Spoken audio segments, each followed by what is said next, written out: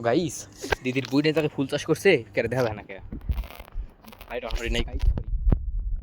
তো গাইস এই দেখেন দিদির বুইনে ফুল চাষ করছে, কত সুন্দর ফুল কের খানগির বলা ফুল কৌ। তো গাইস ও এই যে একটা ফুল আছে, তো গাইস দেখেন কত সুন্দর ফুলই শালা, সেই সুন্দর একবার আমার বউয়ের মতো দেখা যায়। অবশ্য আমার বউয়ের থেকে বেশি সুন্দর, তুই ফুল শালা কিছুই লাহর।